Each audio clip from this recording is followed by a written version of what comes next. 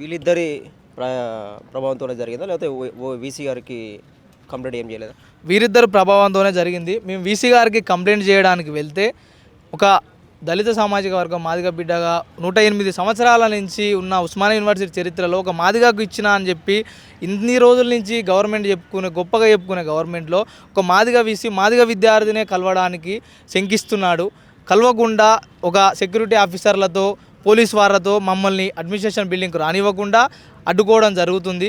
మేము ఆర్టీఐ చేయడానికి వెళ్తే కూడా మీరు ఆర్టీఐ చేయొద్దు, అడ్మినిస్ట్రేషన్ బిల్డింగ్కు మీకు ఎంట్రీ లేదని చెప్పి మమ్మల్ని అతి కిరాతకంగా అతి దుర్మార్గంగా వివక్ష గురి చేస్తూ మమ్మల్ని గేటు దగ్గరే ఆపడం జరుగుతుంది. ఇక్కడ మీరు చూసుకోవచ్చు, అడ్మిషన్ క్రైటీరియాలో ఎక్కడ కూడా వాళ్ళు రూల్ ఆఫ్ రిజర్వేషన్ పాటించలేదు.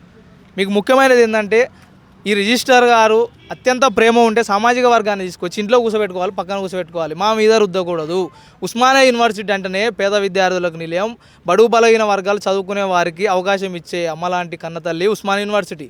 అలాంటి ఉస్మానియా యూనివర్సిటీలో ఒక రిజిస్టర్ నరేష్ రెడ్డి గారు వారి సామాజిక వర్గానికి చెందిన ఓసీ కేటగిరీకి సంబంధించిన వ్యక్తిని ఇక్కడ ఎస్సీ కేటగిరీగా దొంగ సర్టిఫికేట్లు పొందుపరిచి వారికి అభ్యర్థులకు అడ్మిషన్స్ ఇవ్వడం జరిగింది.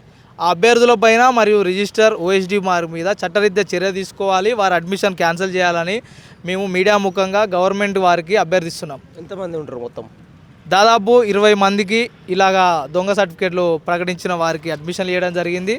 ఈ ఓపెన్ కేటగిరీ నుంచి ఎస్సీ ఎస్టీగా కన్వర్ట్ చేసిన ఒక 2 అభ్యర్థులకు వాళ్ళు అడ్మిషన్లు ఇయ్యారు. దానికి సంబంధించిన డీటెయిల్స్ అన్నీ మీకు మేము ఎవిడెన్స్తో సహా మీడియా వారికి నెక్స్ట్ ప్రెస్ మీట్లో మీకు తెలియపరుస్తాం. 20 మంది ఎస్సీ ఎస్టీ సంబంధించిన విద్యార్థులేనా? 20 మంది పార్ట్ టైం సంబంధించిన వాళ్ళు ఎస్సీ ఎస్టీ బీసీలకు రావాల్సిన సీట్లను 10 సీట్లను ఓసీ అభ్యర్థులకు వాళ్ళు కన్వర్ట్ చేసి ఓసీ అభ్యర్థులకు ఇవ్వడం జరిగింది.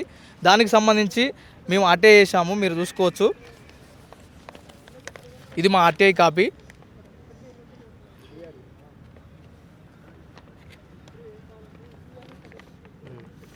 ఈ ఆర్టీఐ కాపీకి ఇది డీన్ ఇచ్చిన రిప్లై అండి. మేము అడిగిన క్వశ్చన్కు సెక్షన్ 2F ప్రకారం పర్సనల్ డేటా ఇన్ఫర్మేషన్ అని అనడం జరిగింది. కానీ పర్సనల్ డేటా ఇన్ఫర్మేషన్ అని చెప్పడం తప్పు. ఒక దేశ సమగ్ర రక్షణ సంబంధించిన వ్యవహారం కానీ లేకపోతే గవర్నమెంట్ తీసుకున్న అంతర్గత నిర్ణయాలు తప్ప మిగతా ప్రతి ఒక్కటి ఆర్టీఐ యాక్ట్ 2005 ప్రకారం తెలియపరచాలని సుప్రీంకోర్టే చెప్పడం జరిగింది. ఆ సుప్రీంకోర్టు చెప్పిన ఆర్డర్లను కూడా వీళ్ళు తుంగలోకి దొక్కుతూ ఆర్టీఐ ఇవ్వకుండా సెక్షన్ 2A ప్రకారం పర్సనల్ డేటా అంటున్నారు. మీకు ఆర్టీఐ రూల్స్ ఒకసారి మీరు జూమ్ చేసి చూసుకోవచ్చు. సెక్షన్ 2A ప్రకారం ప్రైవేట్ ఇన్స్టిట్యూషన్ కానీ పబ్లిక్ ఇన్స్టిట్యూషన్ కానీ ఆర్టీఐ రూల్స్ అండ్ రెగ్యులేషన్స్లో రావడం జరుగుతుంది.